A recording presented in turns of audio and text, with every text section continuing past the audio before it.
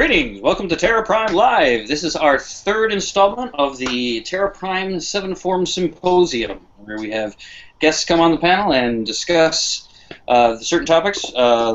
We've done a couple of them in the past. This is our third, so welcome to that.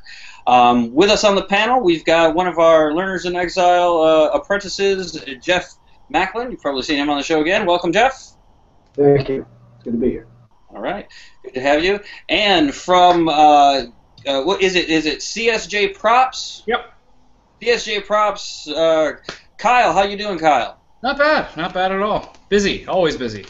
Yes. So today, what we're going to be talking about is just the actual lightsaber weapon itself. Hopefully, we'll get some of the other masters and other people to drop by while we're doing the broadcast here. Otherwise, we'll just kind of get to it. So, on the panel, we've got a fellow martial artist and a sabersmith. So we've got kind of both ends of the spectrum that we tend to deal with at TPLA, the use of it and the making of them.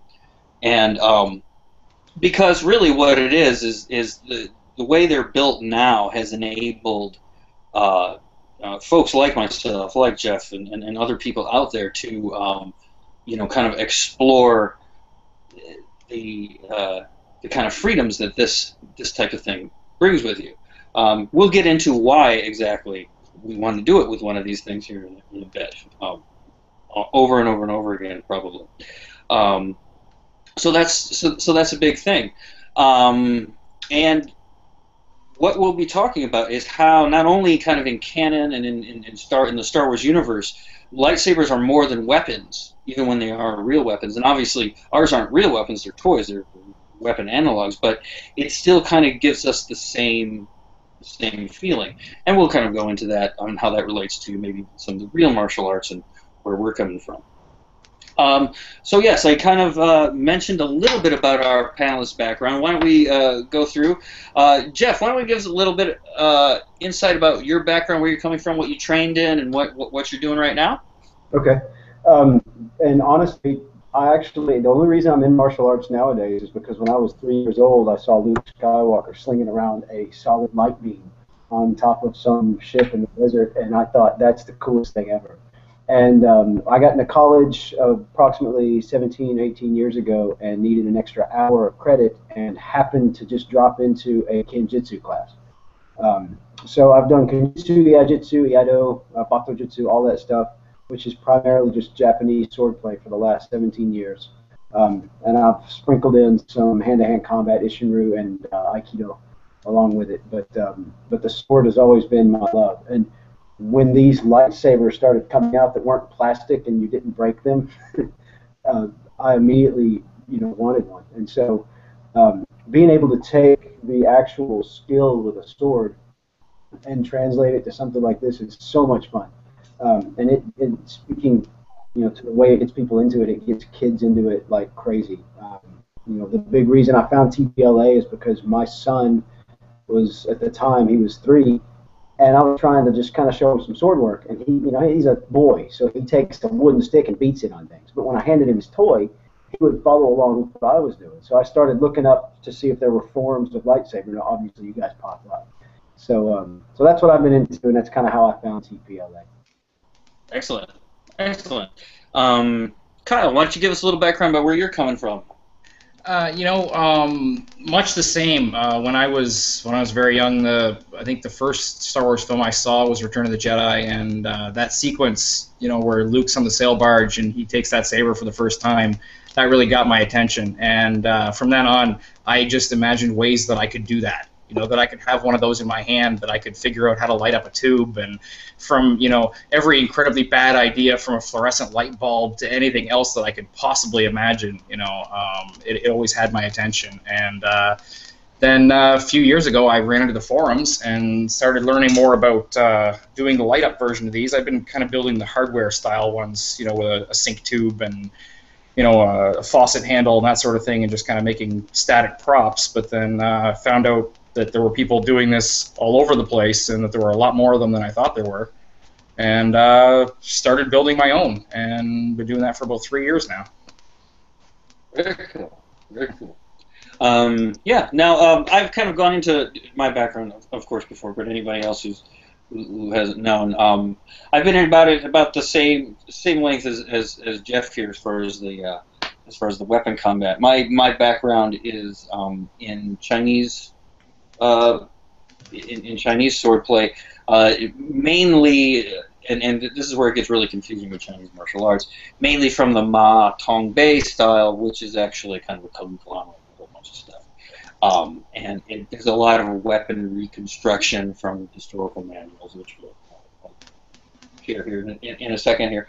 And so one of the things that we've always been doing in our style that I think is very, as far as the Ma style Tong-Bei stuff, is something called Duan Bing, which is two soldiers. And it's essentially sparring. And ever since the 50s, I believe, the Ma family has tried to find good weapon analogs and come up with a scoring system and a point system which would kind of more directly and realistically relate to actual Chinese sword technique. And of course, they're limited by the materials that they've had, and it's only been recently that we started getting like really nice analog weapons. Where I started out was stuff kind of like this thing right here. This one's made out of nylon, but it is still it's still kind of the same idea. It is a plastic sparring weapon. It's flexible here so that you can thrust with it and everything. It has a pretty good weight balance. These are a little bit here, but you can get really good things here. Now these, of course, were not available when I started this whole stuff, so we used like sticks and those padded boffers, and then sometimes shinai and other kind of stuff like that. And none of them really captured, the essence of it. There's a lot of things that as we've talked about, can't quite do. And so it's been kind of a never-ending search to find one, and I stumbled upon the lightsabers through the documentary Jedi Junkies and saw the New York Jedi, and it was like, wow, they make these things that you can fight with now. And I was immediately hooked. Now, of course, it's gone a lot further than that. And there's a couple of reasons why, and I think Jeff touched on that. We can get back to that here. As a teacher of martial arts and a teacher of all of this kind of stuff, I want to try to reach as many people as possible, to give people the positive experience that I've had doing martial arts, the skill building, the personality building, all of that kind of thing, that I've enjoyed because of that that experience that I've had, the discipline, the goal setting, all of that kind of thing becomes very very useful. And I want to spread that to as many people as I can. With the sword and the weapon combat, what happens is people get very, very intimidated by these things. And I've mentioned this several times on the show. They do not get intimidated by the lightsaber. So that immediately opened up an entirely new realm of things that I could do. And I've been able to teach lots of people in lots of different ways, through TPLA, through my classes here, that I might not have reached otherwise. So that's kind of how I'm kind of coming in here. So probably, I mean, one of the first things we got to talk about is, because I think we all talked about it, or we all mentioned it. We have a kind of shared love, shared fascination with this particular weapon because of the movies that we saw when we were kids, when we were younger, and all that kind of thing. And that had an impact on us. So the reason I think it had an impact is because it held a kind of a special place in Star Wars and in those particular three movies, which I think are I think is very probably a good place to start. For me, the idea that you had a weapon that was linked to a past kind of forgotten era, something that's reaching back and pulling something out that's kind of been forgotten. And in its being forgotten, it gives you a certain amount of advantage. And I've always kind of really liked that that angle of it, the link to a kind of mysterious past, the fact that it's kind of a mysterious weapon, right? Like, it says it's not as clumsy or random as a blaster. It's like, well, at what point did they, like, say, you know, maybe we should have the blade, like, leave the shaft as a projectile? So it doesn't make a whole lot of sense logically. However, in the story, and like you said, the first time you see them ignited, there's a kind of thrill that went through us all, and I think that kind of ignited our imagination. So why don't I throw that out to you as the first kind of a touchstone? You got somebody want to start on that one? Kind of like what was the thing in the movies that was that way for you guys, that you know, spurred on that whole love? I honestly, I don't know if it was. I can't remember exactly what it was as a child, but I just, the thought that you could have something that, you know, was compact yet became a weapon and could cut through anything as a child fascinated me, and so I think that it was just that small concept of, you know, the effortless ability to use it, or at least what appeared to be able to use it. I mean, that just kind of, it fascinated me that there was something, you know, that I thought that there could be something like that. Obviously, not knowing what was real and not at 3 years old, but it's just stuck with me for the rest of my life. Yeah. So that's probably the most basic of them, you know. Mm-hmm. Just the basic coolness of the weapon, you know. Here I have, let me see, do I have an empty hilt somewhere around here? I can make one, but like a sword, like here's a lightsaber, but okay, so a lightsaber, you know, hangs on the belt, all that kind of stuff, nice and compact, and it becomes one of these, you know. And not just one of these, a magic one of these. One that can get, that can cut through anything and do all kinds of neat stuff.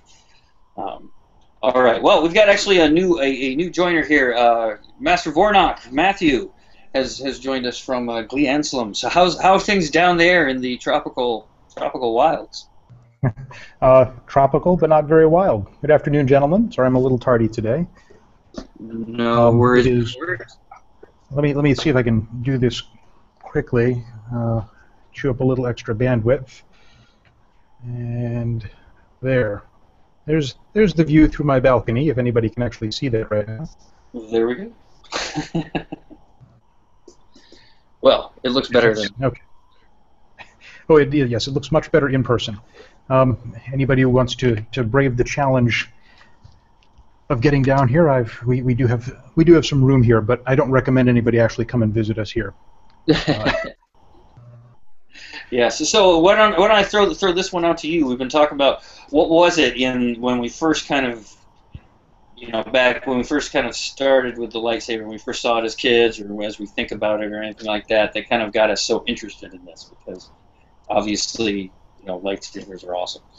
So. Oh, well, yes, because lightsabers are awesome. That's why. You know, I've been fascinated by fantasy and science fiction going back as far as I can remember, and this really brought everything together. It's a magical sword, but it's also a fancy high-tech setting and high-tech weapon. It's the compilation of the things that I was fascinated with most as a child. And it continues to be. Those are my preferred areas of leisure reading, leisure viewing. Tie it into the martial aspects that we've been developing for much of our lives, for most of us, and it's a symbol of things that have been important to me from as far back as I can remember in my childhood. Yeah, no, that's a really good point, because it's this kind of meeting of all different types of fantasy. You know, you can, you know, no matter what you're into as a kid or as any type of fan or whatever, you could probably find something. I mean, we've got pilots, we've got, you know, race car drivers, you've got starship commanders, pirates, bounty hunters, you know, all of this kind of stuff. We, of course, you know, we're talking about the lightsaber here, but like we said, I mean, there's very little not to like about the lightsaber. Kyle, how about you? What was something that you kind of remember from that? Well, I think the concept of the Jedi, the whole mythos from the movies really got my attention. You know, every aspect of it. From Ben Kenobi as the wise old hermit who comes out to teach someone this skill they didn't know they had, and you know, passes down this ancient weapon to them. That I think that weapon really, the lightsaber in many ways is a symbol of all the fantasy swords that we've all read about in classic mythology. You know, all throughout. It's, you know, it is Excalibur, only in a much more compact and kind of a little bit cooler way. You know, it's one of those things that watching Luke train and learn to become a Jedi. And as a kid, I always thought to myself, man, I would just love to be able to do that. You know, and I think every person looks at themselves and wishes they could be something like that in some way or another. And I think just the whole thing resonated really well with me, and I wanted to know more and more about it. I just soaked it up like a sponge. Yeah, and then as you can see, I mean, we're all going to be touching on different types of things, but I think Matt said it, and I think I'll throw it over here to you, Jeff, in a second, but there's, like I said, and like we were saying, there isn't. I can't think of anybody that doesn't think lightsabers are cool. And you were saying something before we started. I think that could bear repeating there. No. Yeah, it doesn't matter who you are. Lightsabers are cool. And it's, you know, I think Kyle said it. There's people who think lightsabers are cool and people who don't know that they think lightsabers are cool. But yeah, I don't care who you are. I don't care how much of a dork you claim to not be. You think lightsabers are cool. That's just how it is. Yeah. There's very few universals in this world. We think this is one of them. You know, I've never met a kid who won't pick one up if I hand it to them. You know, I mean, they might do something odd with it, but you know, they'll find it useful. So, I've never met a parent that won't pick one up if I hand it to them, and right. even sometimes have to remember to hand it to the kid. Right. Exactly. Absolutely. Absolutely. And now with all the, you know, bells and whistles you can get on them, I mean, you can really get a really good experience, and from the fighting, whether you're doing choreography or the martial arts kind of stuff like we are, like the sparring or whatever, they can handle it now, and they can take all the stuff. They're not fragile. They're not inflatable blades, which is one of the fun ones I remember when I was a kid. But yeah, and I think also you mentioned, Kyle, just briefly is the kind of mythos that's kind of built up around them, and I think it was literally said by Obi-Wan in the first one, in New Hope, that it is the symbol of, or it was the symbol of the Jedi, the symbol of the Jedi's power, whatever have you, authority. And I think that not only by it being so cool, you know, and like just in its conception and everything like that, but making it that kind of icon that kind of follows through, kind of gives the not only narratively but just in our minds it you know, something more. I mean, nobody really thinks of this as just a magic sword. It's a piece of technology, but it doesn't work on any physics that we know of. It's both backward and forward. It's both futuristic and archaic. It's a very odd thing, and for it to have all of those, at least for me, having all of those contradictions and paradoxes that go with it, very, very compelling stuff for me as a kid. And I think we've talked about, and I'm of course talking merely about the original trilogy, the prequel trilogy, way after my time. And what's happened since then is interesting. What's happened with the lightsaber? We can go into that too. I don't know. Do you guys, anybody have anything further on that, or anything to add? Well, I do think, and obviously anybody who's studied any kind of Japanese philosophy or anything like that, you can easily see the parallels of the way they took a lot of the Japanese, the sword arts and the way that they treated their weapons. The lightsabers were special. They weren't just a tool. They were, again, a symbol of this class, the Jedi. Much like the swords were a symbol of the samurai. I mean, that you couldn't walk around, at least at certain eras of Japanese history, you couldn't just walk around with a katana if you weren't a samurai. So it kind of symbolized who you were with regards to your station in life. Yeah, absolutely. Definitely a parallel that I know Lucas drew specifically was that kind of veneration of the sword. I think that's kind of, I think it's one of those things that's common to most warrior societies or cultures or ways of thinking, is that the weapon it kind of gets a life of its own, especially if the person is very adept at battle or has survived for a very long time. If you were in those days, and let's say you're in the Star Wars universe, and this is what defended you, and you got 3 decades down the line, and you survived all of that stuff with this by your side, it's going to take on another kind of dimension for you. It's going to have a personality to it, something that you connect with. I think that was true of the historical swords. A lot of times, if you got a really nice sword, or acquired it in some fashion, it was like a treasure. And in many cases, steel and weapons are more valuable than gold in certain periods. So yeah, there's a lot of historic. There's a lot of symbolism throughout history with swords in general, and when you pick one up that feels good in your hand, there's something unique about that experience, because it's going to be unique to each person. Each weapon is going to feel different in every person's hand, and there's an indefinable set of feelings that goes along with picking up a sword of any type that feels just right in your hands.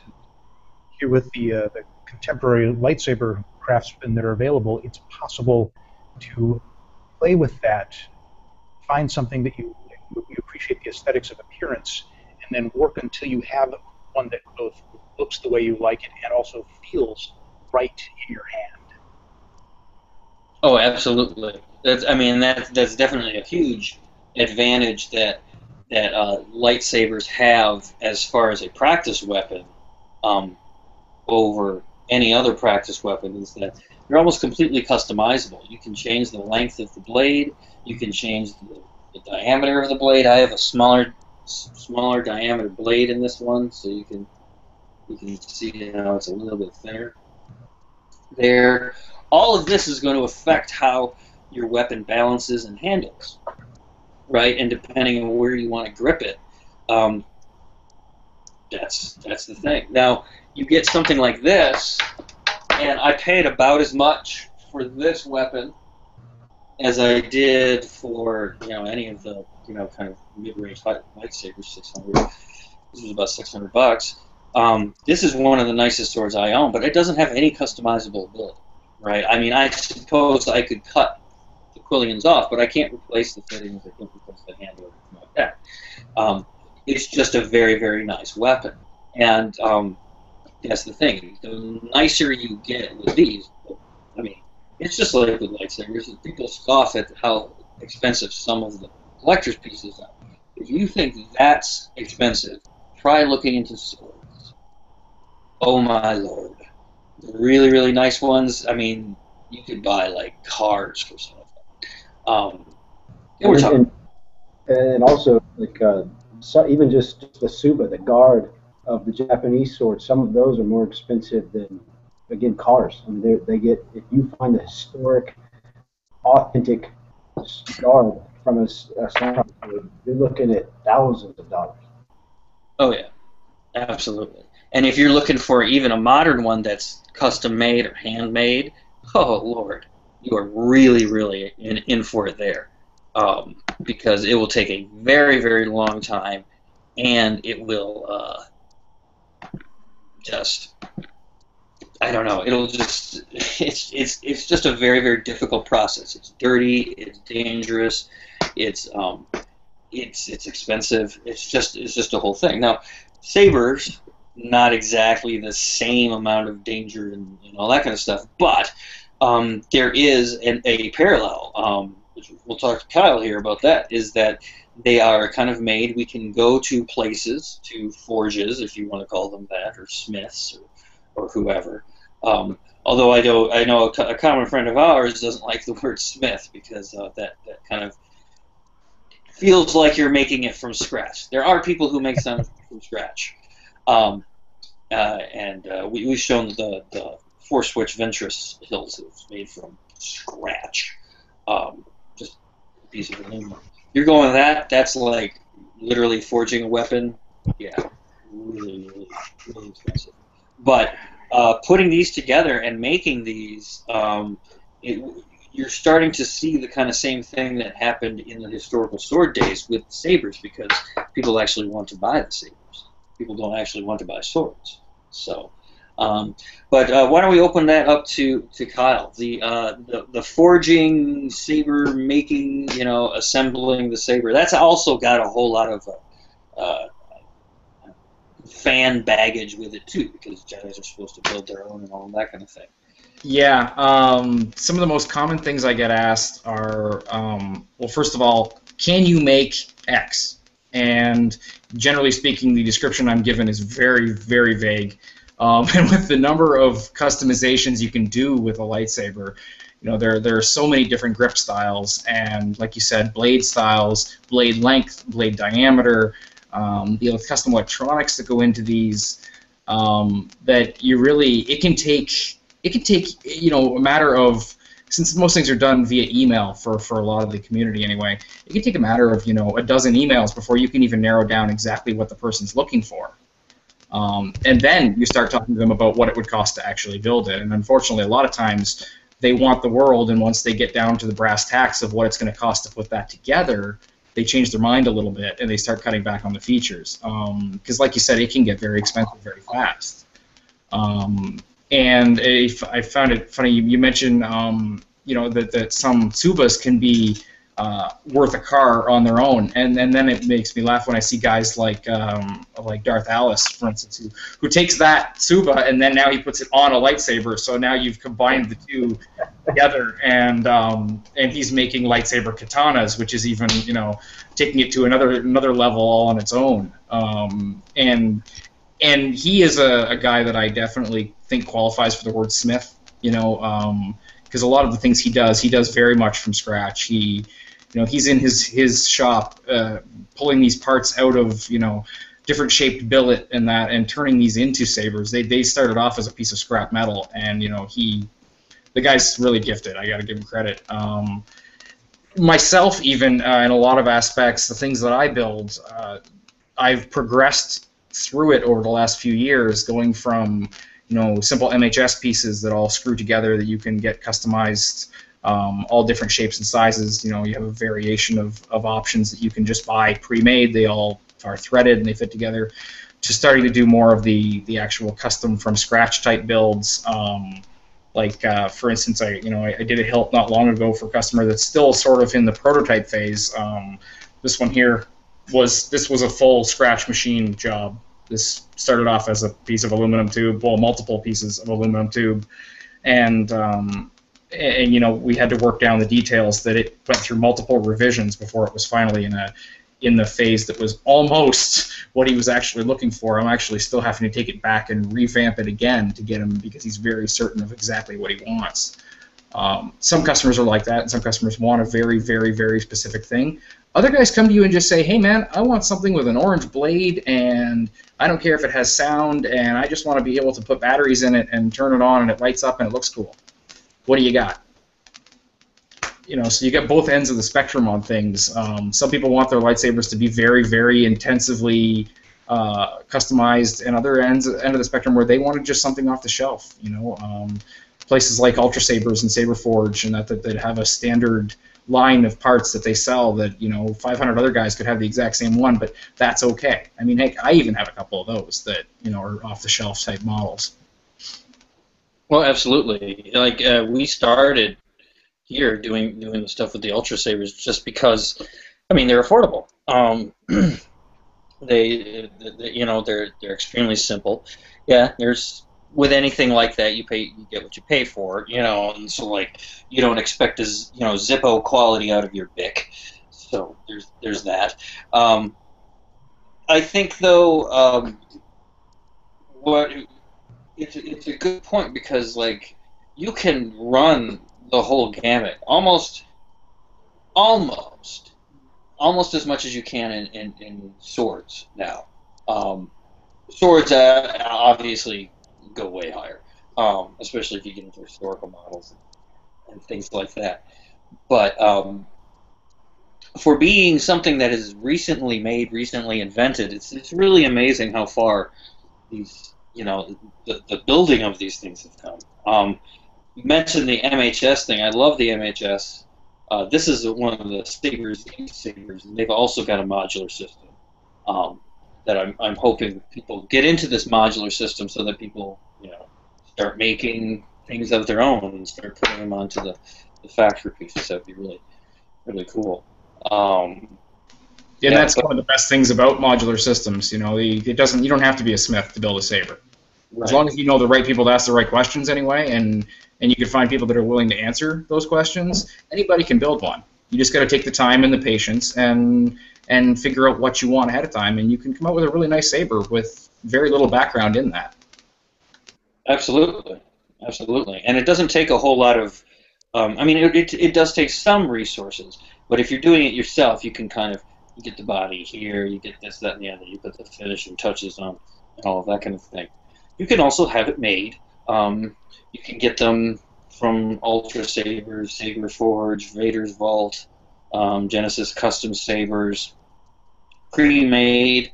Some of these companies like Genesis Customs will also do custom one-off pieces for you. So there's kind of a whole range. Now, and I'll throw this out here to Jeff and Matt. From a martial artist standpoint, that for me gives me a kind of,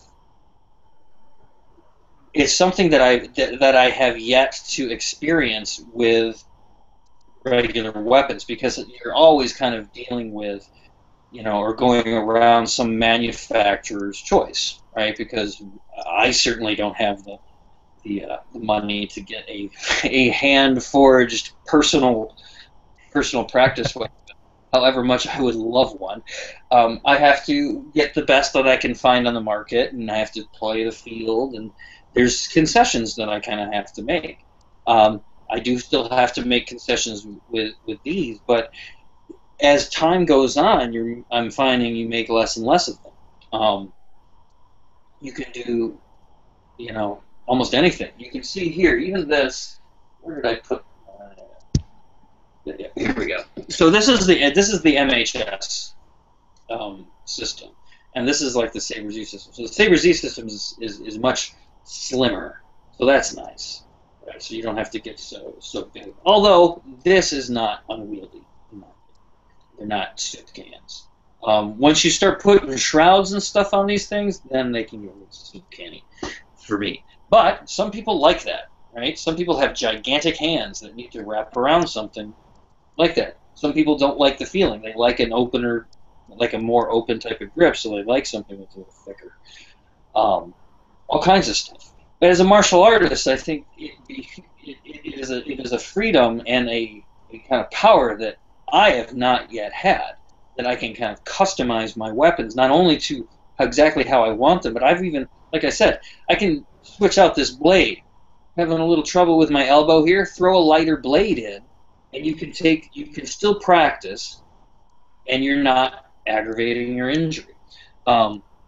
So that, I mean, that's one of the reasons I have this smaller blade in here, is because I've got a little bit of tendonitis in the elbow.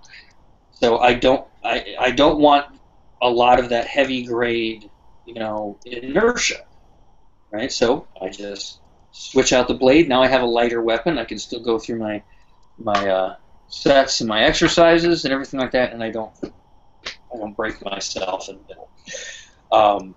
So that's kind of my experiences. How about you guys? Anything similar? I agree 100%. For anybody who's working on sword-based or stick-based arts, these have been a boon for just the reasons that you described. You can take a basic model. The entry level on these is much lower than many other practice weapons, even for martial arts in general.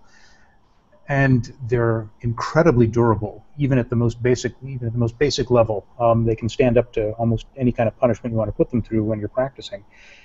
And the ability to get in and tweak and customize to your heart's content makes them very, very appealing. Absolutely. Yeah. Go ahead. Yeah, no, absolutely. Just the ability to, for me personally, all of the lightsabers that I've liked to play with have been very plain. There's not a lot of stuff on them. But if you look at a sword handle, any sword handle, there's not a lot of stuff on those either. Don't get me wrong, the ones with all the neat little things, they look really cool. But when you're sparring, they don't do you any favors. And so all of my blades, all of my lightsabers that I've messed with, at least my favorite ones, have just been very plain handled sabers. Absolutely. Yeah. No. Totally. The as somebody uses it, if you look, and what I don't. Yes, I do. Let's take the Obi-Wan. This is a good example. So if we got this is kind of like a cannon hilt of the Obi-Wan. Okay, and it was pieced together in the movie from just random parts the guy laying around. This was a grenade thing. This was like a sink trap or something like that. Anyway, so they kind of just threw it together so that it would look really good. Now we've of course been able to engineer these things so that they can actually do sort of what they did in the movies or anything like that. But if I'm starting to hold this, if I hold it on the grips, immediately I start coming into contact with that box. Right? I can't slide my hand up very far. If I'm holding here, these things are way too deep, and my fingers tend to cross. So you kind of have to pick one or the other there. And because it's so thin, it throws the balance off. Now, I mean, I got this not to fight with. This is just my costume saber or whatever. It looks just like the movies or whatever. But that's the kind of what he's talking about there. And then if you look at like the ones that I used here, they have I usually put one of these on there. I kind of like hooking it with my finger sometimes, like that. Otherwise, nothing to speak of on the hilt. I can just slide my hands up, so I can rearrange my grip during the thing, during combat or whatever. This is a little unfortunate sometimes when you're sparring. That does not often feel great, but you can always switch that. You do have the option of changing which end you're swinging with and using it as a small mace. It's true. Now, yeah. So if I wear this thing out in the world, I can actually use this to legitimately defend myself. Just around, boom. Because this thing would be mean. Yikes. It doesn't weigh that much, but I'm pretty sure it would make short work of a head. But I wouldn't do anything like that.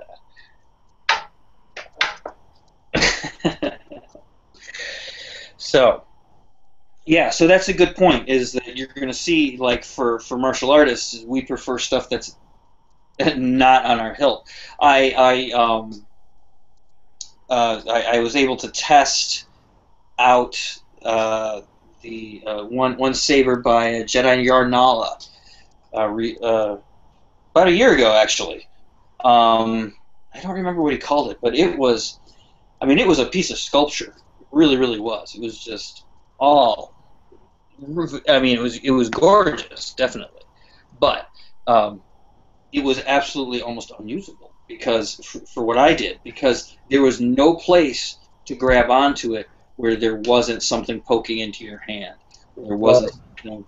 And as a martial artist, the things I like to see on sabers, the things that I really get a kick out of, and just light me up and make me smile, are when they make subtle changes to the hilt, so that it's still plain, but there's still something in there that lets your grip or your tactile sensation on that saber different from something else. Like the I think it was the Guardian that Chad that you had. Yes. It has that one side of it's flat. That kind of stuff that makes me giddy, because that gives you weapon relocation. But you can hold it either to the side or to the front or in the palm, depending on how you feel. And that kind of stuff is what I really get a kick out of with it when it comes to custom sabers. Yeah, there's a distinction that we've been touching on a little bit, and that is how it looks for use and how it looks for presentation. Because for a lot of people, the presentation is the most important part. How does it look? How is it going to look with a costume that they're going to be wearing? And these two things are not necessarily mutually exclusive, but the more extreme you get on either end, the less likely it's going to be able to be used for both purposes. Yes, that's a very good point, and that's probably a good transition, because we do them for sparring and all that kind of thing.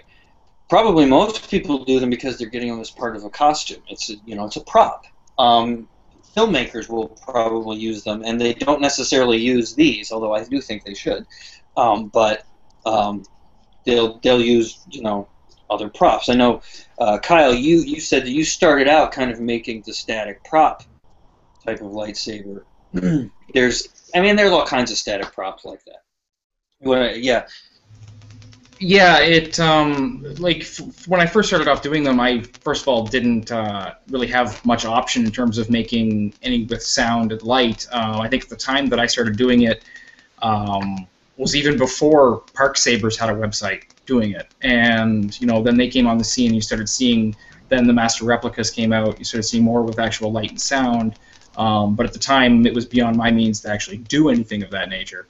So yeah, mine were for show. I wanted them to just look pretty and look good on a shelf or look good hanging from a belt and be a nice addition to a costume to just kind of finish off that costume. I mean, you can dress like a Jedi, but everybody's going to ask you where your lightsaber is if you don't have one. So, you need to have something to carry around with you. And I happen to agree that unfortunately a lot of the really pretty sabers with all kinds of bells and whistles on them and all kinds of attachments just don't pan out well when you start sparring with them and full contact dueling with them. That's when you find little bits and pieces that start flying off, and that's when sabers start getting even more expensive, because now you have to fix them.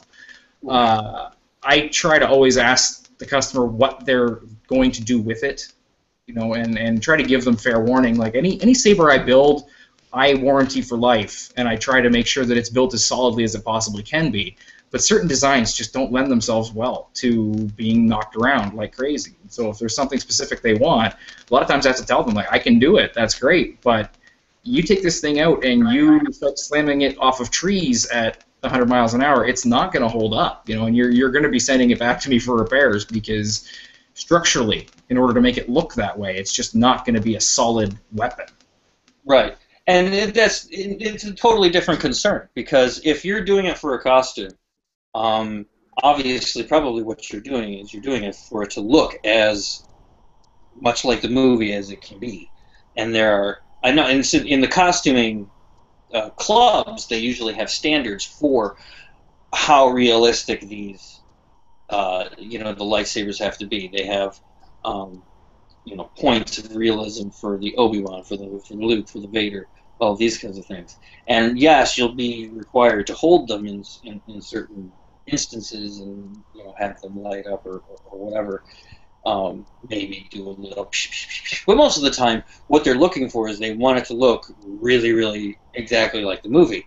And since in the movies, they weren't making them with that in mind. They were making them to look cool, and a lot of times, like the Obi-Wan, it's just thrown together with a bunch of different stuff.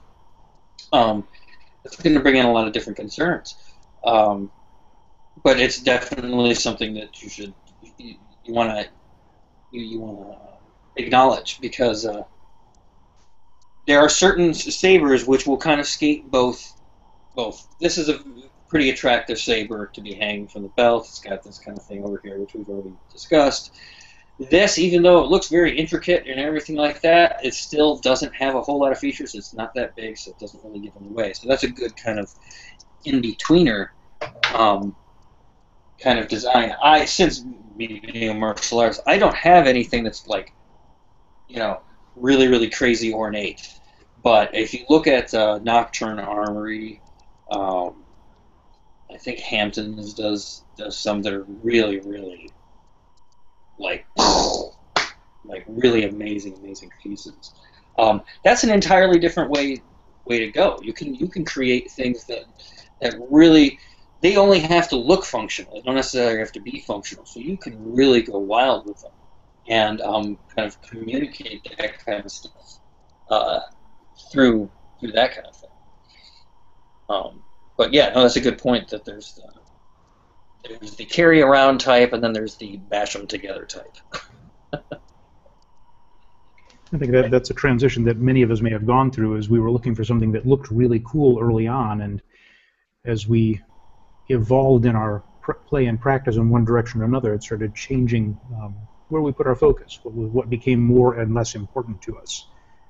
I've got a handful of stock Ultra Sabers, and I'm quite happy with all of them, and none of them look particularly fancy, none of them have been particularly modified, but those have been the ones that have suited my needs.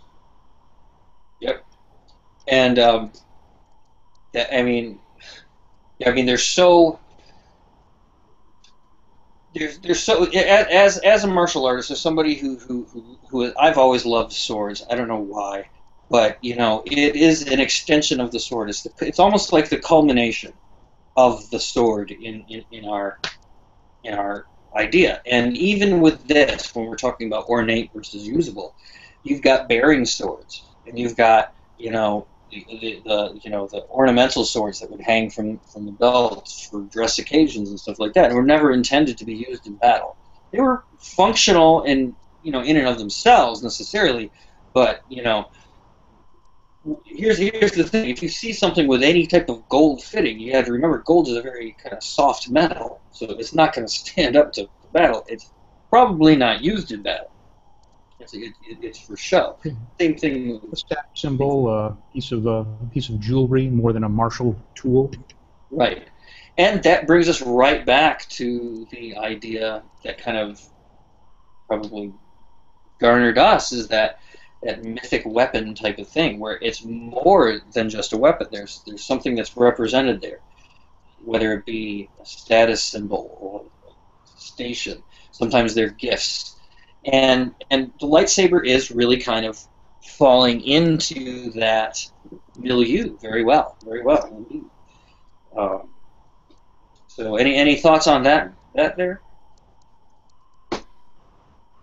Anybody? Well, I just wanted to make one comment. Ironically enough, you talk about costumers wanting to be as accurate as possible to the movie props, and if they even took, these costuming groups took a minute to think about that and looked at the movie props themselves, the ones that you see as the hero prop that's on all the posters is not the one they were swinging around when they were filming those shots. The ones they're swinging around when they're filming those shots don't have all the boxes and knobs and everything sticking off of them, because they're incredibly uncomfortable to hold on to. And as the choreographers discovered pretty quickly on, we can't swing these around like that or we're just going to break them. So they started making ones that looked similar, but were, a simplified version that were just basically a straight handle, and much easier for them to do all the choreography with and all the proper spins with and everything like that. So really, the movie accurate one isn't even the movie accurate one. Right. Yeah. I mean, we're talking about a movie, and everything's an illusion in a movie. I mean, I remember in Rumble in the Bronx, you can see that at the end with the outtakes or whatever, Jackie Chan broke his foot, so they gave him a cast. He continued shooting, and they just painted a sock like a shoe, and he pulled it over the cast. You can't tell. Yeah, I mean, he's doing all this stuff and everything. Once somebody points it out to you, you can say, hey, look, in that scene he's got a really big foot. But when you're just watching the movie, it goes right past you, and that's absolutely right. The stunt sabers in the movies, yeah, they didn't look with all the boxes and that kind of stuff. Yes. So yeah. Well, that's I think is where kind of where I wanted to go with this, which is, we're now down the line, and we've gotten into them for various reasons, and we use them for various different, kind of different purposes, and that kind of brings up the question, at least to me, is like, so what's happening kind of here is that this is taking on literally a life of itself. Separate from Star Wars, separate from fandom, and it's actually becoming an object in the real world. When we say lightsaber, as soon as people start thinking about them, we don't. If you say lightsaber to probably anybody here, we're not going to think of the lightsaber as like the photon blade. We're going to think of these things, right? That we like, that are real lightsabers. And just like this pommel can be used for self-defense, this is essentially just a stick, so you can pick up any kind of stick and use your lightsaber techniques and all of that kind of thing. But through the movies, through its connection to swordplay and to swords and everything like this is starting to become something other than a toy, something other than what it is. And I have been saying this, that trying to create a new kind of modern martial art that's not necessarily, tied to the other things. I think this is a very good way to do it. It represents all of those things. So through the Clone Wars, through all of these fan fiction and the novels and the comic books, and now we have this sprawling mythos of Star Wars. What does this weapon mean to us now? Throw that out to you guys. Everyone's all right. What? Everyone's looking very thoughtful. Yes. Go ahead. At this point, it hasn't changed its meaning for me much at this point, because my current liking for it remains the same. It's a little more. I get a little more actual application out of it than I might have 15, 20 years ago. I'm actually applying it in a martial perspective, and so it's satisfying the things that I've been looking for. It has that added bonus of having a powerful tie to my childhood dreams and fantasies, but the majority of my interest and desire in its use is as a practice tool for martial arts. If going slightly aside about where it is now and where we're going with it, every now and then you hear about how researchers may have developed an early lightsaber, or discussions about people developing new cutting tools that could be a lightsaber. And it's a fascinating idea, but we're talking about something that's a fantastical tool and maybe not really practical as a contemporary weapon, even if you could develop some kind of focused, controlled energy extrusion. So yes. I'm not sure what we're looking at in terms of the future evolution of these, except as better and better looking design pieces, or more elaborate and interesting practice weapons.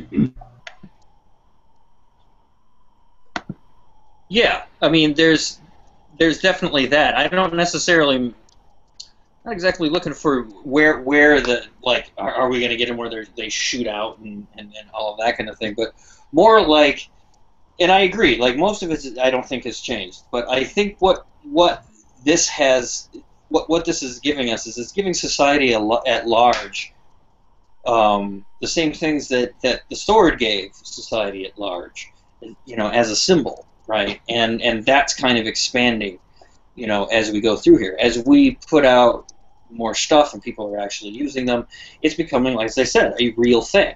Not at all like in the movies or anything like that, but still, it's a real object. I can hold it. You can do things with it, right? It exists in time and space.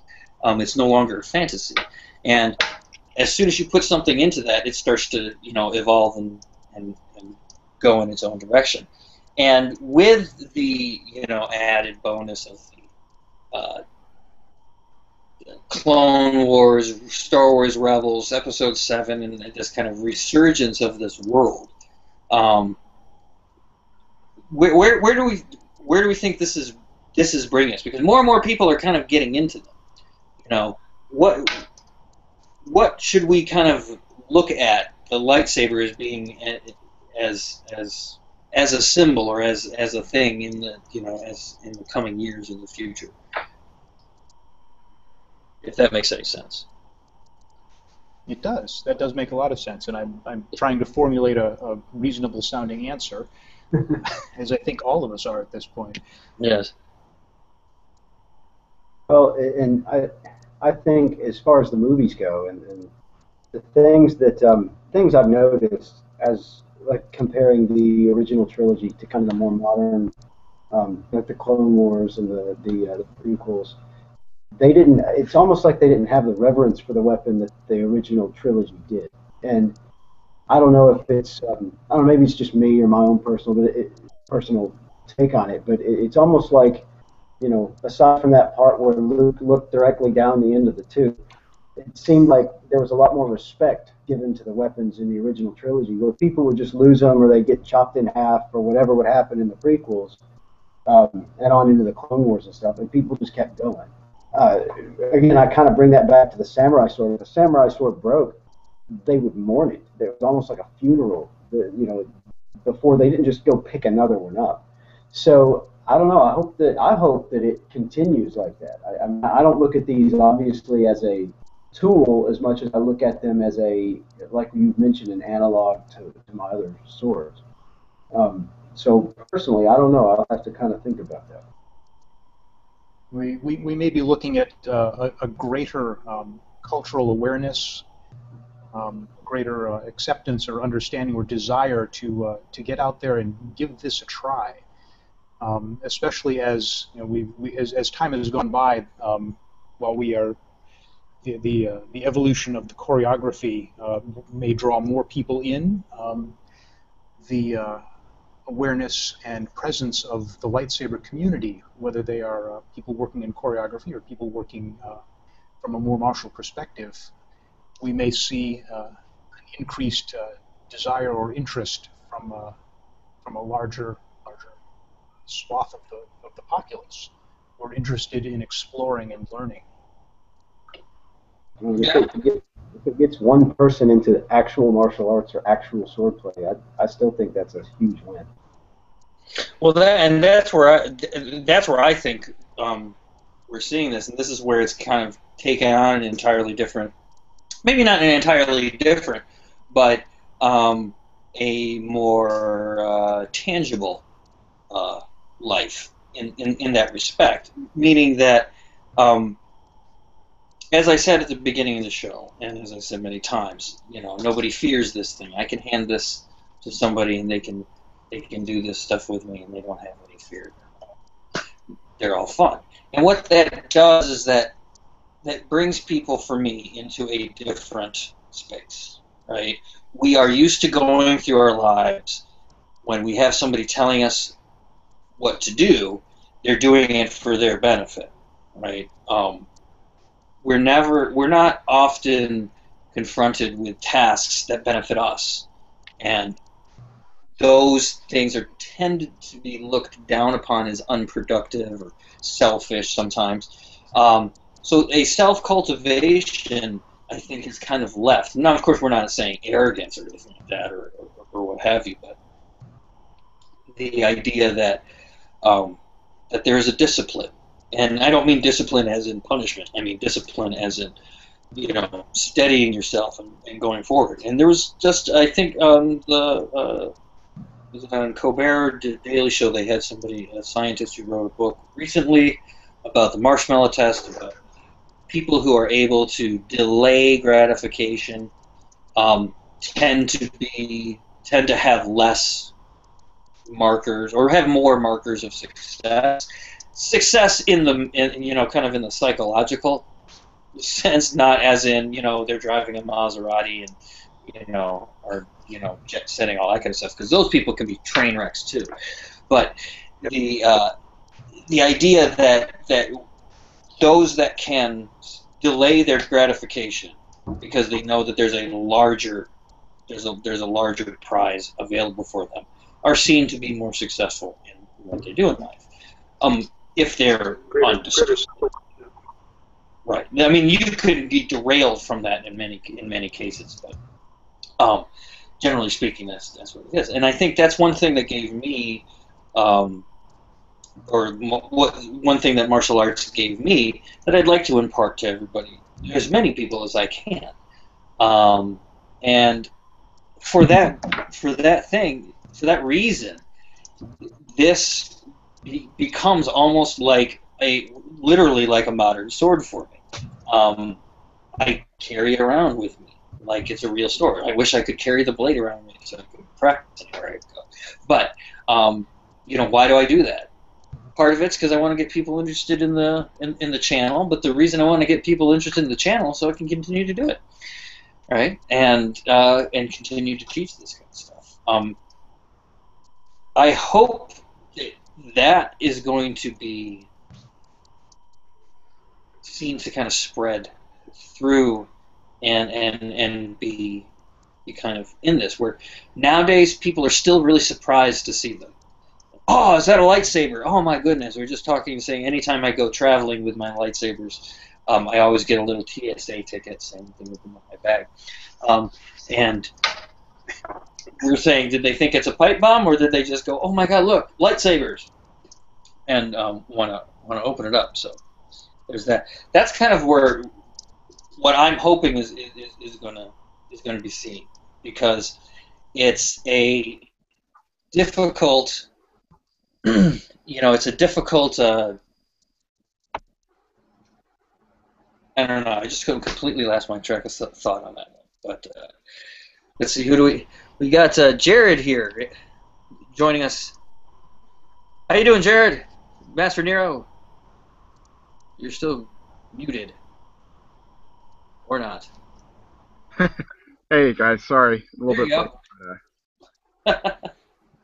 Good evening. I'm not using my computer, so I'm a little unfamiliar. Gotcha. Well, yes, we were just talking about, like, in light of how popular and all this new stuff that's coming out with Star Wars, where we think that the kind of place of the lightsaber is going to go in society and that kind of thing. You have any thoughts on that particular topic? I mean, I think it'll be interesting, because it'll be essentially a whole new generation of people who were introduced to it in a new way.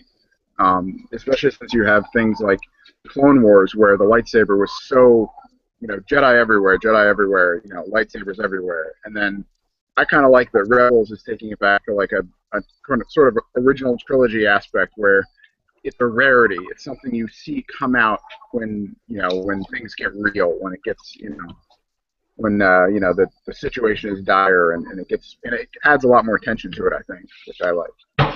But should be interesting. We'll see what happens with the new movies, but right. Yeah, I think it brings it back to what we were talking about earlier, which is that, you know, in the same way that swords are kind of a harken to a bygone era, these, you know, the lightsaber as it was introduced in A New Hope did, you know, the same thing. So, alrighty. Anybody else got anything on that, or thoughts about the where all this new Star Wars stuff is taking us? I just echo some of what you said. I mean, one of the reasons that this got started, the reasons they were here, is that we were looking for ways to draw more people into martial practices, martial arts. We had things that we wanted to share with people to keep them alive. And this is the third symposium, so going back a little more than 3 years, we've been looking for ways to draw more interest, get people involved, help people develop, give people something that they can work on to improve themselves in various ways, and hopefully thereby that allows them to interact in the world in a better way, gives them a little more insight. So I continue to hope that this is something that allows people to feel better about their place in the world. Yeah, absolutely. I think it, being able to carry something around like this. If I was a kid and I was able to have something like this would make me feel better. It would make me feel safe. It doesn't make any sense, but it would. It's something that you can hold, and it makes a whole bunch of sounds. So.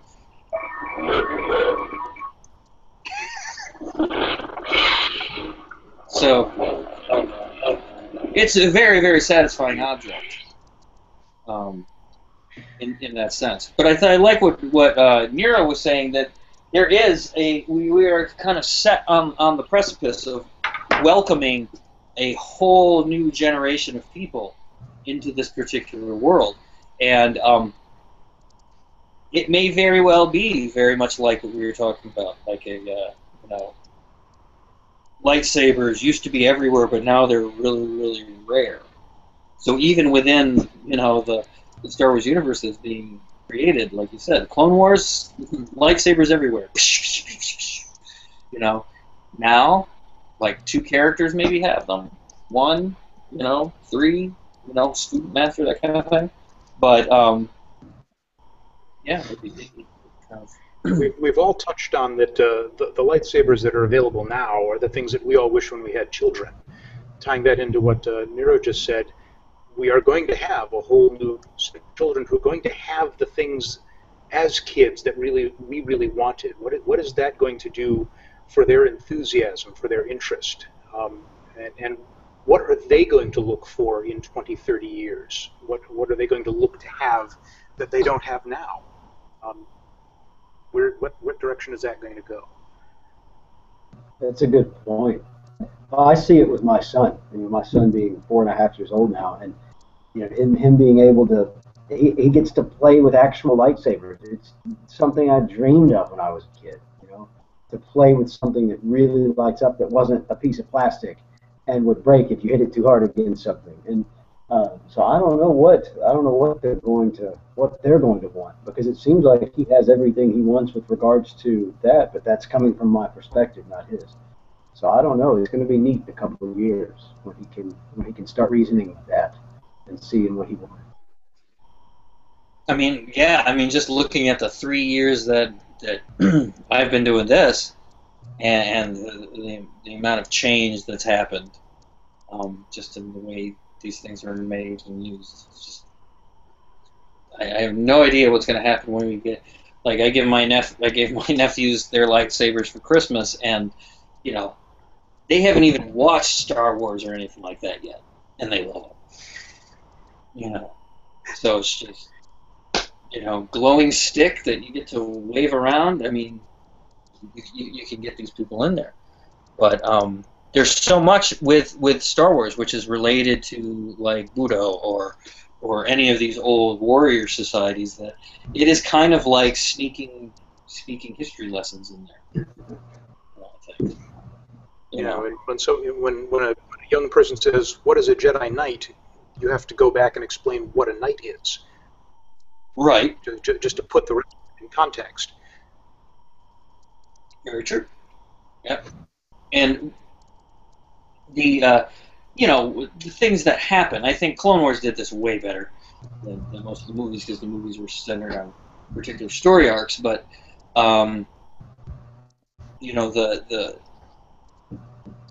I don't know, the overarching effects of all of this stuff are making kids really, really sophisticated in what they're looking for, and what they enjoy. They still, I mean, obviously they enjoy this. You can hand kids who've never even seen this, but when my nephews get old enough to start watching this stuff, and they are now, and everything like that, and even the Clone Wars.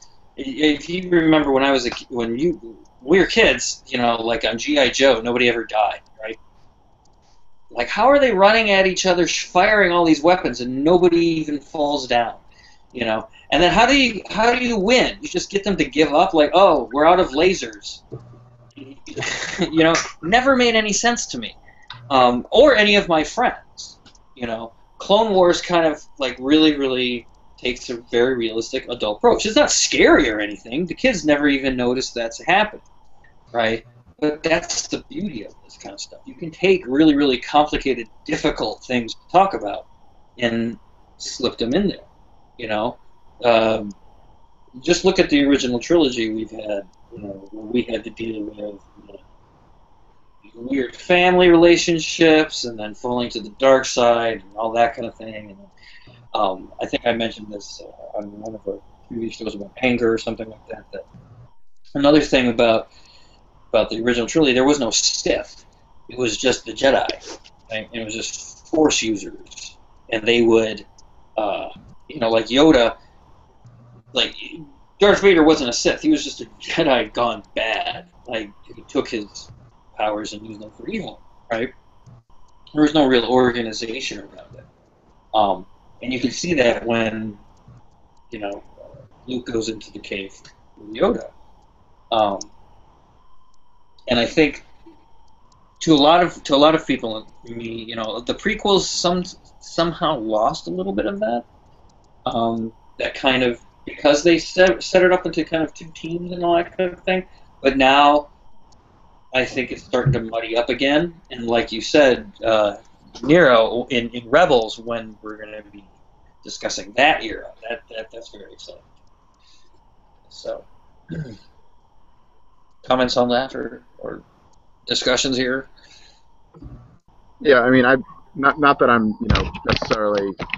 I don't know if I'm going to get to watch the show a lot, but I am pretty excited about the idea of it. Just the concept of focusing on some, you know, some characters that are a little more, little less standard. You know, not the token heroes, not the guys leading the fight. You know, they're just guys trying to, you know, survive. It's very, you know, underdog type thing, and it'll be a new dynamic, which I think is cool.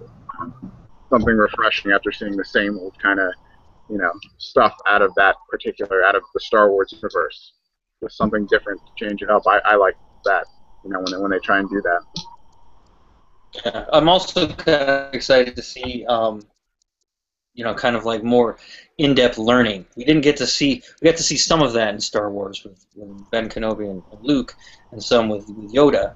But after that, there really hasn't been any, you know, kind of training things.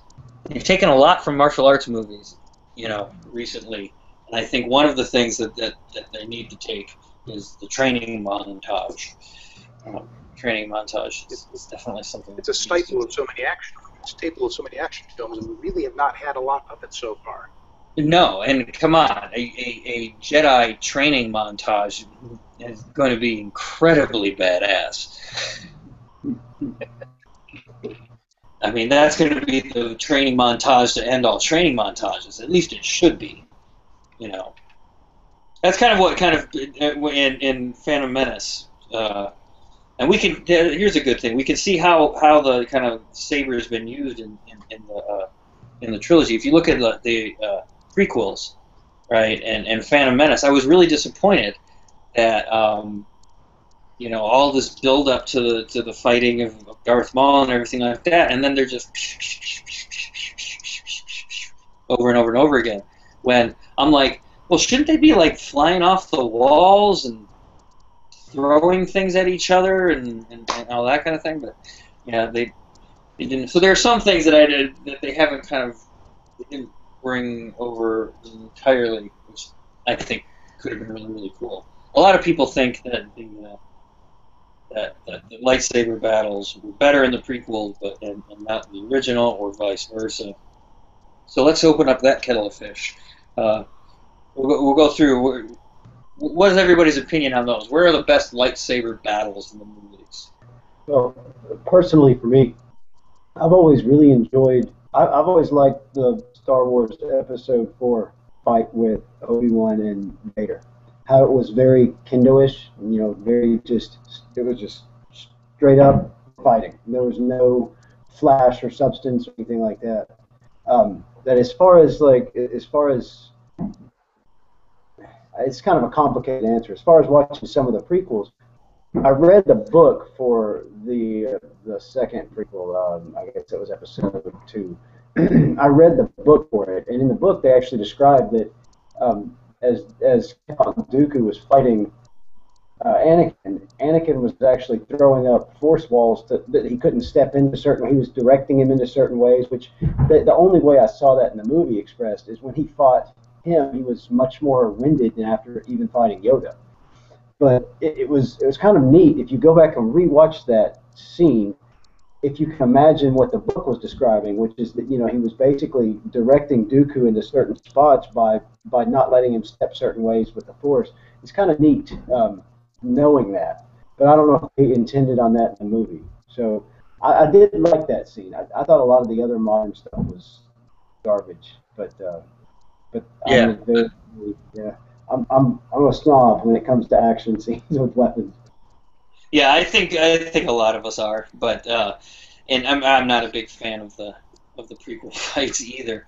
Even though I am from a wushu and I really love kung fu based stuff, and I was excited that they were trying to bring that in. I don't think they did.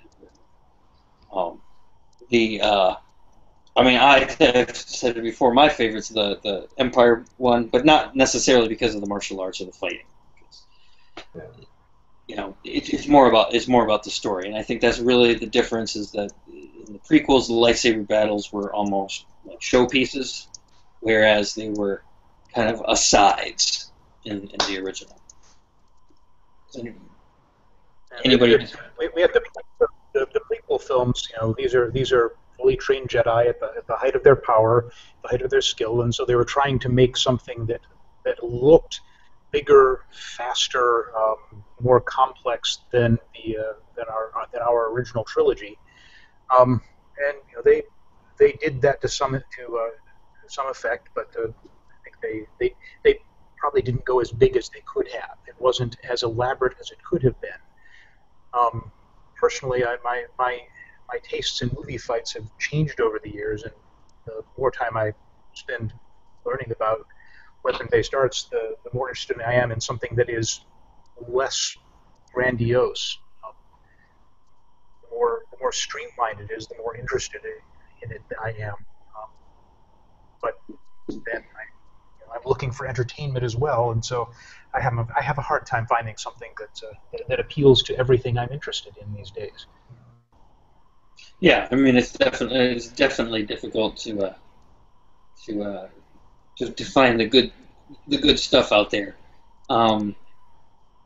Probably go for more Asian pictures in that sense than the Western ones, in my opinion, as far as exciting fights go. Most of the stuff in Western, there's a lot of stuff in Western swordplay, or Western sword movies, which is really it gets me on edge. And to continue with that pun, this edge-to-edge contact in movies. Oh God, do I hate that. Because you see them turning their swords into saws, just bashing them in like that. Like in Lord of the Rings, you see them taking those beautiful weapons and just bashing them against each other, edge to edge. And turning them into certain shots, you can see the teeth that are being formed in the blade. But Yeah, so I mean that's one thing. But as far as like the Star Wars stuff goes, the prequels, I would say my least favorite is the Obi-Wan Anakin fight because of just look. If you're going to put things grandiose, they have to be in there to communicate something. But the way they communicated skill was basically doing that behind the backspin. And so they did that behind the backspin like 80 times. Anytime their swords came apart, it's like zoom. You know, and then they did it like standing in front of each other, which me and my friend actually busted out laughing. Embarrassing, but oh well. So whereas I'm not exactly I don't think it's whether or not it's a stripped down thing or whether it's a grandiose thing, because both type of fighting in movies usually is not that great. Like Game of Thrones, awesome show, terrible sword fighting, just awful. It really, really depresses me. It's that bad. It's like you've got all these great costumes, all these great actors, and all this great story, and then they fight, and it's like, oh, really? But anyway, so I like the way that the fights were kind of put into the original trilogy better than the prequels. I don't know. Anybody else have? Kyle, how about you? You've been quiet for a while. Oh, I've just been soaking it in. No, well, first off, with regards to Game of Thrones, I try to avoid that. I don't need another series to get myself sucked into. But you know, you talk about the final sequence in the prequels and how flashy it was and excessive in a lot of ways. But you know what? I'm not a martial artist, so as strictly a moviegoer and somebody who makes a point of watching things like that on a really big screen, if I have a choice, it was a lot of fun. You know, and I think just as being able to enjoy the spectacle of it, even though it was incredibly impractical, it was a lot of fun to watch them twirl these things around at ridiculous speeds. Even though they would have, you know, the other guy would have looked at him and gone, "Well, while you're doing that, I'll just there," you know. But personally, my favorite does go back to the original trilogy and to the sequence in Empire. And I think it wasn't the choreography, it wasn't the fight itself, it was the undertone, the whole feeling of you know, this kid who's going to face off against the greatest evil in the galaxy. Because at that point we knew nothing about the Emperor. As far as we knew, he was just an old guy somewhere. And you know, and he's got the guts to go and stand up to him in this incredibly scary environment, and I think the whole ambiance and that carbon freeze chamber, that main entrance, you know, hearing Vader taunting Luke, you know, you're not a Jedi yet, and just pointing out to him that he has no chance of winning this, even though he said that, Luke still just charges right in, you know, and I think setting that scene, no matter what the choreography of the scene may have been, that feeling on its own made it worth watching. Yeah, and I think that's really kind of what I'm kind of getting at, because the reason that scene is in there is because it relates to a specific mythological story arc of the hero, and one of the parts of that story arc is a descent into hell, where you descend, and it's basically it's the test. It's very much like the cave, and it's all direct correlation there. You know, Joseph Campbell has done a whole, you know, series on stuff like this, and you know the parallels between Campbell's stuff and Star Wars, right? But the cave where he goes in, and that's when Yoda tells him, "It's like your failure at the cave. You killed yourself if you go into something without preparing." You know, if you go into hell, if you face those fires, you may not have enough left when you come out. You know, it will consume a certain amount of you. Do you have enough to allow that to happen? And so the darkness of it, the underlit, the smoke, you know, all of that kind of thing.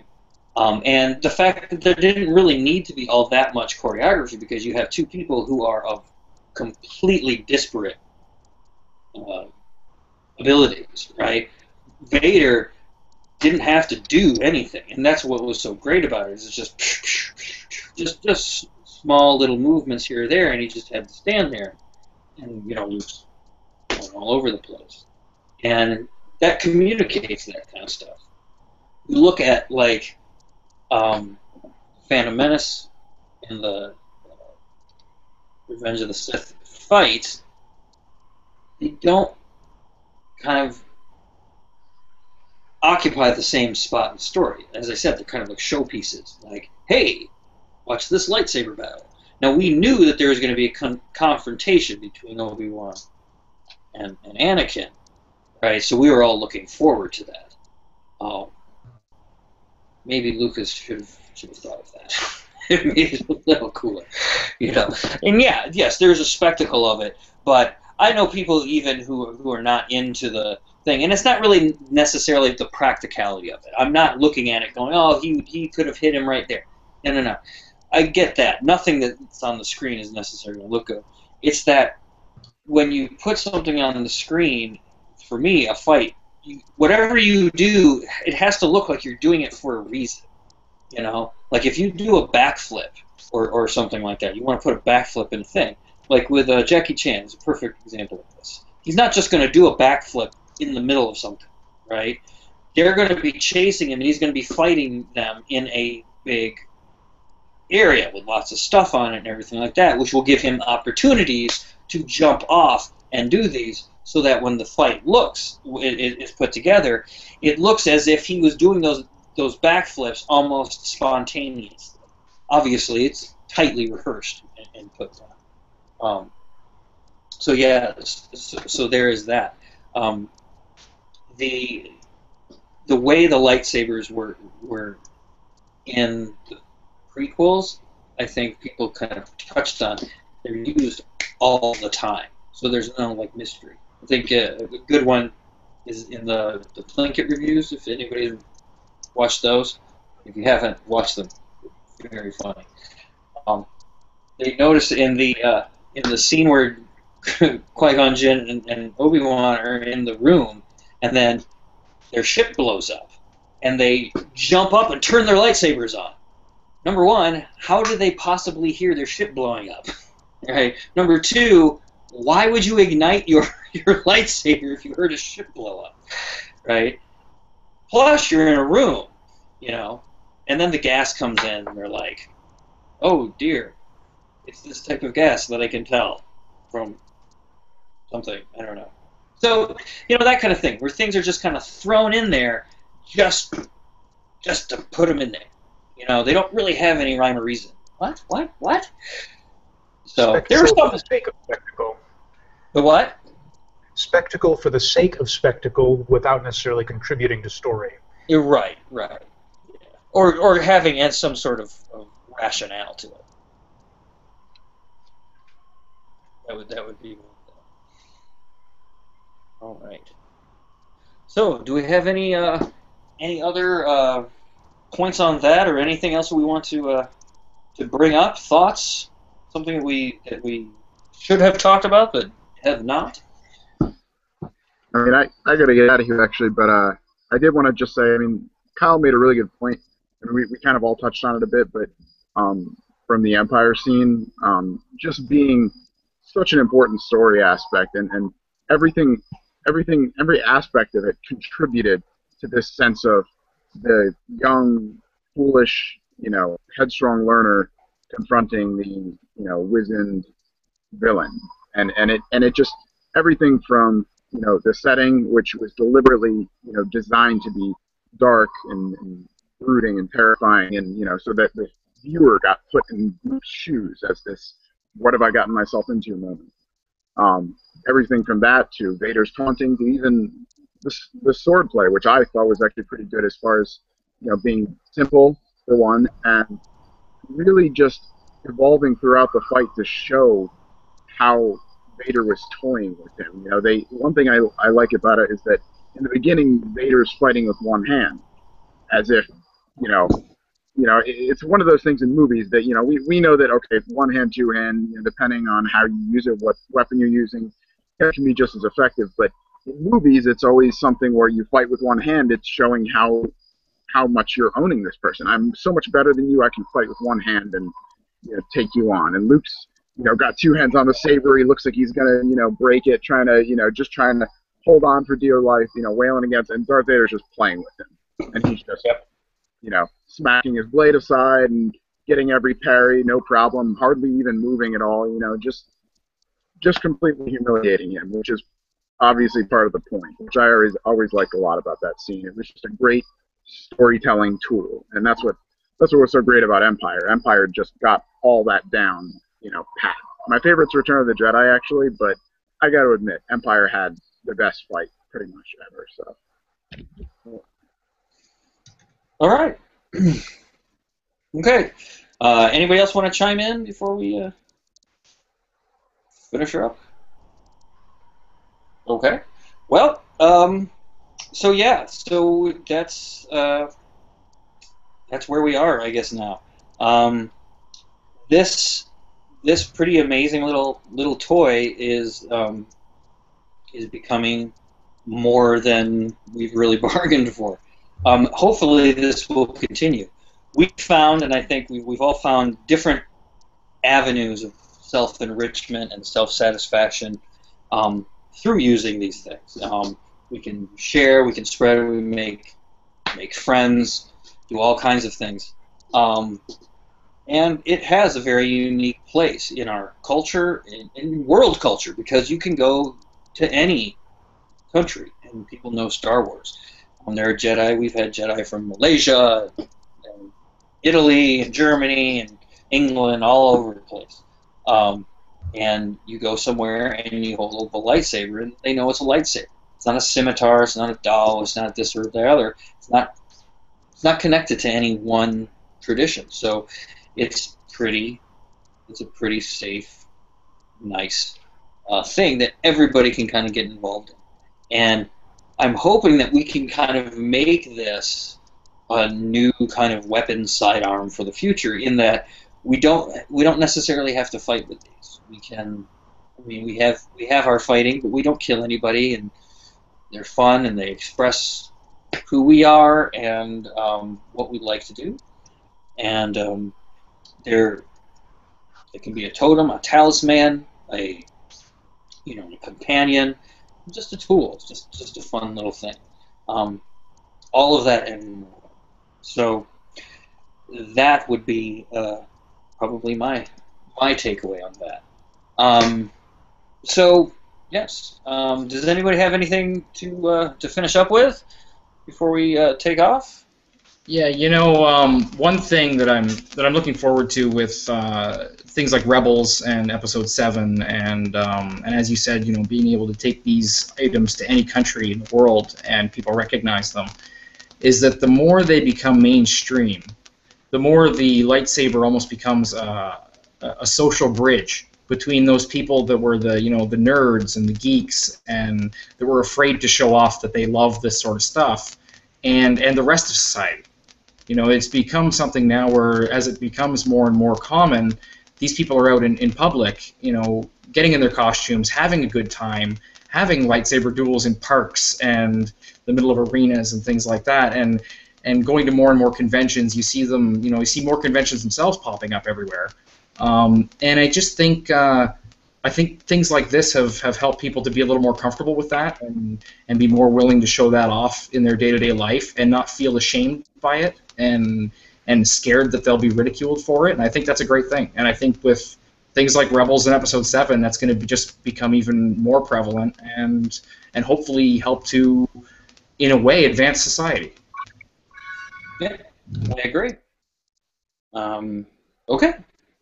Well, that, I think, is a good place to wrap up. Let me thank our panel here. Thanks to Matt and Jared for popping in on us here. Thanks also to Jeff and Kyle for joining us and giving their 2 cents, as it were. So we will be back soon with another episode of the live show on Friday. There will be some changes coming up, some big changes, some more some more great content for everybody to have fun with. So, until then, Darth Anonymous coming to you from Terra Prime headquarters. Thank you to everybody here on the panel. Have a great week, everybody. May the Force be with you, and happy sabering.